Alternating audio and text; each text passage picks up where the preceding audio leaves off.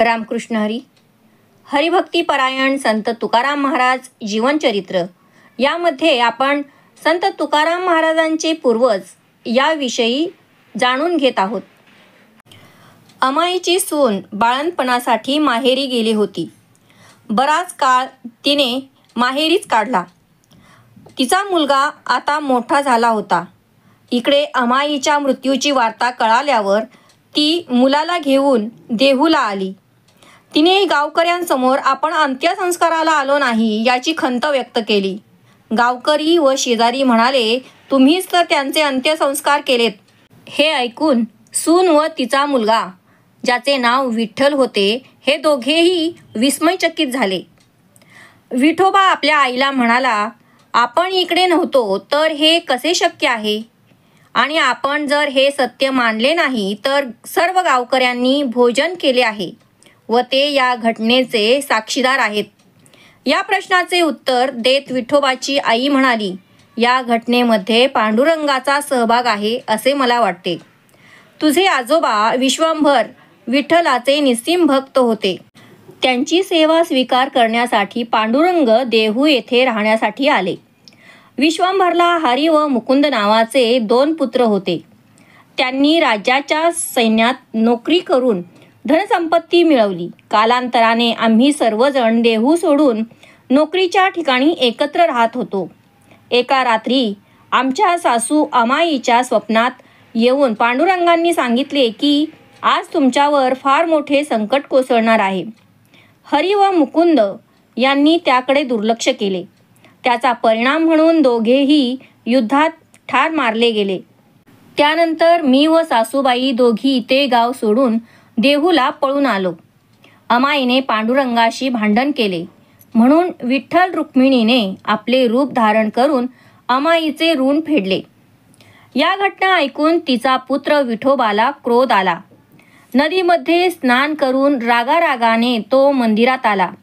भगवंतासमोर उभे राहून म्हणाला, आमच्यावर मोठे संकट आणून काय चांगले केलेस विठ्ठला? माझे आजोबा तुमचे भक्त होते, पण माझ्या वडिलांना तुम्ही रणांगणात ठार केलेत आणि या जगामध्ये आमची अपकीर्ती केली. आता माझी इथे राहण्याची अजिबात इच्छा नाही. असे म्हणत रागाने जवळ असलेले धारदार शस्त्र स्वतःच्या पोटात खुपसण्यासाठी उचलले. त्यावेळी भगवान श्रीकृष्णांनी विठोबाचा हात घट्ट धरला. विठोबा जोराने ओरडला, हरी सोडा मला, सोडा मला. या क्षणी एकही शब्द तुमच्याकडून ऐकण्याची इच्छा नाही. मी माझ्या कानांनी चराचरातील तुमची कीर्ती ऐकली आहे. प्रल्हाद आपले निजभक्त, प्रेमाने त्यांनी आपली सेवा केली तरीही त्यांच्या पित्याला खांबात प्रकट होऊन आपण ठार केलेत. अंगदचे पिता वालीची हत्या करून अंगदला आपले सेवक बनविले. त्याचप्रमाणे रुक्मिणीपती माझ्या पित्यालाही आपण ठार केलेत. आता मला जगण्याची इच्छा नाही. विठोबाचा हा निश्चय पाहून भगवंतांना दया व करुणा वाटली. विठोबाला त्यांनी हाताने ओढून प्रेमाने हृदयाशी कवटाळले. आपल्या हाताने विठोबाच्या डोळ्यातील अश्रू पुसून त्याला प्रेमाने म्हणाले, जे होणार ते होऊन गेले, त्याबद्दल शोक करू नकोस. तुझे आजोबांनी विश्वंभरांनी माझ्याकडून वचन घेऊन मला ऋणी केले आहे. त्या वचनाची पूर्ती करण्यासाठी मी देहू गावात वास्तव्य करून आहे. मी कृष्ण भक्तवत्सल आहे आणि तू मला शत्रू मानतोस. ज्याप्रमाणे अमृताला विष मानावे त्याप्रमाणे तू वागतो आहेस. मी भक्त कैवारी आहे, गदा चक्र धारण करणारा आहे आणि मला तू वैरी समजतोस, याचे मला आश्चर्य वाटते. मी तुझ्या कुळाचा सेवक आहे, ऋणी आहे. मी तुला हे वचन देतो. भगवान श्रीकृष्णांचे शब्द ऐकल्यावर विठोबाने त्यांच्या चरणावर लोळण घेतली व शरण गेला. त्यानंतर आई समवेत विठोबाने भगवंतांची नवविधा भक्ती सुरू केली. त्यांच्या भावना पूर्णपणे बदलून प्रेमपूर्वक त्यांनी भगवंतांची सेवा सुरू केली. मागील सर्व दुःखे विसरून त्यांनी पंढरीची वारी सुरू केली. श्रीहरींनीही त्यांच्या कुटुंबाचा योगक्षेम सांभाळला. विठोबाचे पुत्र पदाजी यानेही आपले जीवन वंश परंपरेनुसार भगवंतांच्या सेवेत व्यतीत केले. पदाजीचा पुत्र शंकर यानेही पांडुरंगाची सेवा केली. कान्हा हा शंकराचा पुत्र होता आणि बोल्होबा कान्हयाचा पुत्र आणि बोल्होबांचे सुपुत्र परम वैष्णव तुकाराम हे होते. तुकारामांचे पिता बोल्होबा एकांती भगवत भक्तीमध्ये मग्न असत. आषाढी कार्तिकीला निर्धाराने पंढरीच्या वारीस जात असत. साधू संत वैष्णव यांची अंतःकरणपूर्वक प्रेमाने बोल्होबा सेवा करत. प्रपंचासाठी व्यवहार करताना कधी ते असत्याने वागले नाहीत. कोणत्याही प्रकारचा भेद न करता सर्वांशी समानतेने वागत. अशा प्रकारे सात्विक भक्तिमय जीवन जगत असताना त्यांच्या मनात एक कामना उत्पन्न झाली. ते प्रार्थना करू लागले, हे जगत जीवना विठ्ठला, आपण आपल्या अनेक भक्तांच्या इच्छा पूर्ण केल्या आहेत. त्रैलोक्यामध्ये सर्वजण आपले गुणगान करतात. सर्व पुराणांमध्येही आपलीच भक्तवत्सल म्हणून स्तुती केली आहे. आपण आपल्या भक्तांच्या इच्छा पूर्ण करता. जसे अज्ञान बालक ध्रुवानी राजसिंहासनाची अपेक्षा केली, पण आपण त्याच्यावर प्रसन्न होऊन स्थिर अढळ पद दिलेत. ज्या भोवती चंद्र सूर्य तारे प्रदक्षिणा घालतात.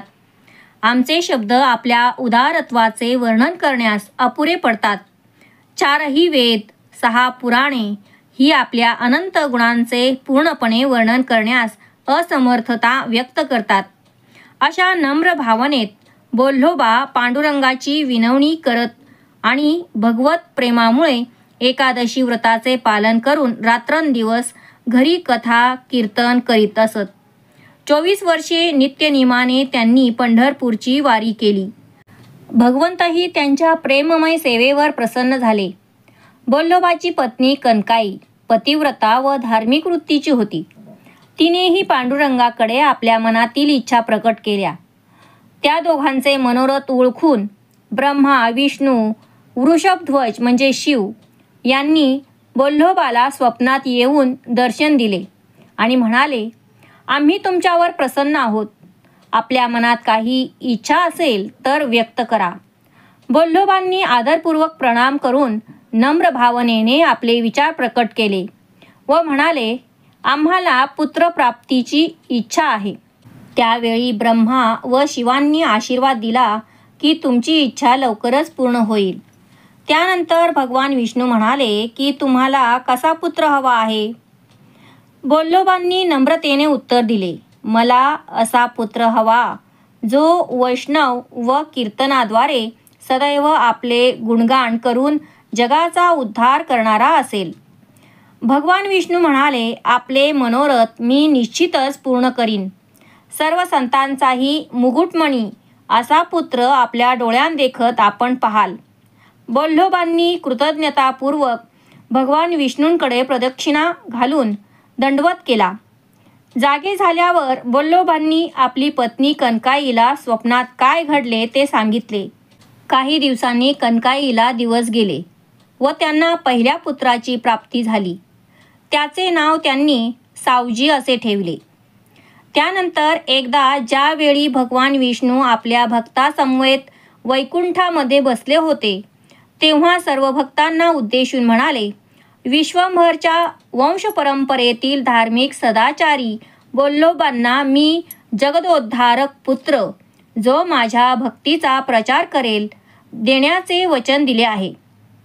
एका भक्ताला जवळ बोलावून भगवान श्रीकृष्ण म्हणाले, प्रत्येक युगामध्ये मी धर्माचे संस्थापन आणि दुष्टांचा नाश करण्यासाठी अवतार धारण करतो. माझी इच्छा आहे की तू माझ्या शुद्ध भक्तीचा प्रचार करावा. माझी भक्ती कशी करावी हे स्वतःच्या उदाहरणावरून जगाला शिकवावे. भक्ती ही 4 मुक्तीपेक्षा कशी श्रेष्ठ आहे हे भगवद्गीता श्रीमद भागवतामध्ये स्पष्टपणे मी वर्णन केले आहे. सर्व वेद व पुराणांचे सार ही माझी प्रेममयी भक्तीच आहे. तू सर्व वैदिक शास्त्रांचे मंथन करून हे भक्तीचे अमृत जे भक्तीचे भुकेलेले आहेत त्यांना वितरण कर. भक्ती मार्गावर चालणाऱ्या प्रवाशांसाठी नामाची पाणपोई उभी कर. भक्तीचे थंड पाणी पाजून या चराचरामध्ये तहानलेल्या जीवांची सुद्धा तृप्ती कर. आता तू मृत्यूलोकामध्ये जा व माझी कीर्ती लोकांना सांग. असे सांगून भगवत प्रेम व शुद्ध भक्तीचा प्रचार करण्यासाठी भगवान श्रीकृष्णांनी आशीर्वाद दिला. त्यानंतर तो भक्त म्हणाला, मी अवश्य आपली इच्छा पूर्ण करीन. भगवान श्रीकृष्णांनी त्याला हृदयाशी धरून आलिंगन दिले व त्याच्या हृदयातही कृष्ण प्रेमाचा प्रचार करण्याची शक्ती प्रदान केली. तेच भगवंतांचे शुद्ध भक्त संत तुकाराम सर्व जगाला कृष्ण प्रेम देण्यासाठी अवतरित झाले. भगवंतांची इच्छा ऐकून तुकारामाने विचारले की मी कोणाच्या घरी जन्म घेऊ? मला त्या पवित्र व्यक्तीचे नाव सांगा ज्याच्या घरी भगवंता आपल्या नामाचे सतत उच्चारण होत असते व आपली सावळी मूर्तीही जेथे आहे अशा भक्तिमय कुटुंबात माझा जन्म होऊ द्या. ही तुकारामांची इच्छा ऐकून भगवान श्रीकृष्ण म्हणाले, देहू येथे विश्वंभर नावाचे थोर भक्त आहेत. त्यांनी माझी भक्ती करून मला वश करून वचनबद्ध केले आहे. त्यांच्या प्रेमाखातरच मी देहू येथे आलो. त्यांच्याच कुटुंबामध्ये निरंतर माझी सेवा सुरू आहे. त्याच कुटुंबातील परंपरेत पोल्होबा हा एक माझा शुद्ध भक्त आहे. त्यानेही मला आपले सर्वस्व मानून प्रेमपूर्वक सेवा केली आहे. मी बोल्लोबावर प्रसन्न होऊन त्याला वर मागण्यास सांगितले. बोल्लोबांनी माझ्याकडे जो कृष्ण भक्त असेल व कृष्ण भक्तीचा प्रचार करून सर्व जगाचा खरोखरच सर्वार्थाने उद्धार करेल असा पुत्र मागितला. भगवंत पुढे म्हणाले, बोल्लोबांची ही इच्छा ऐकून मी खूप संतुष्ट झालो व त्यांची इच्छा पूर्ण करण्यासाठी व मृत्यूलोकामध्ये अमृतत्व प्राप्त करून देण्यास भगवत भक्तीचा प्रचार करण्यासाठी आपण जन्म घ्यावा अशी माझी इच्छा आहे. मी आपली इच्छा पूर्ण करेन असे म्हणून भगवान श्रीकृष्णांना आदरपूर्वक साष्टांग दंडवत केला व कृष्ण भक्तीचा प्रचार करण्यासाठी संत तुकाराम या जगात भगवंतांची इच्छा पूर्ण करण्यासाठी अवतीर्ण झाले. बोल्लोबांची पत्नी कनकाई हिचे उदर हे एका विशाल समुद्राप्रमाणे होते व त्यात तुकाराम रूपी हिऱ्याने या जगात अवतीर्ण होण्यासाठी आश्रय घेतला. कनकाईने नवविधा भक्तीचे आचरण करीत 9 महिने घालविले. एका महान भगवत भक्ताला तिच्या उदराचा आश्रय देण्याचे महत्भाग्य तिला लाभले. गर्भवती कनकाईचा चेहरा उगवत्या सूर्याप्रमाणे तेजस्वी दिसू लागला. कालांतराने भगवत भक्त तुकाराम इसवी सन 1608 मध्ये अवतीर्ण झाले. कनकाईने आपल्या तेजस्वी बालकांकडे पाहिले तेव्हा तिला अत्यानंद झाला. शांती, सुख, वैराग्य आणि जणू भक्तीची खाणच प्राप्त झाल्याचा तिला आनंद झाला. भगवत प्रेमाचे जणू भांडारच खरोखर उघडल्यासारखे वाटले. 4 घटिका कनकाई त्या तेजस्वी बालकाकडे निशब्द होऊन पाहतच राहिली. तिला स्वतःच्या देहाचेही भान राहिले नाही. त्याच वेळी भगवान श्रीकृष्ण बालक तुकारामांच्या हृदयात अवतीर्ण झाले आणि एकांतात त्याला सांगितले, सर्वसाधारण मनुष्याप्रमाणे राहून आदर्श व्यक्तीचे जीवन कसे असावे हे स्वतःच्या उदाहरणावरून जगाला दाखव. मग तुझ्या हृदयात विवेक, वैराग्य व शुद्ध भगवत भक्तीचा उदय होईल. कनकाईला पुत्ररत्न प्राप्त झाल्याची वार्ता सर्व गावांमध्ये पसरली. बोल्लोबाच्या कानी ज्यावेळी ही वार्ता आली त्यावेळी अत्यानंदाने ते म्हणाले, पंढरीनाथांनी माझी इच्छा पूर्ण केली. 12 दिवसांनी कनकाई शुचिर्भूत होऊन पांडुरंगाच्या दर्शनाला गेली. तिने बालक तुकारामाला पांडुरंगांच्या चरणी ठेवले व म्हणाली, ह्या बालकाला आपले दास म्हणून स्वीकारा.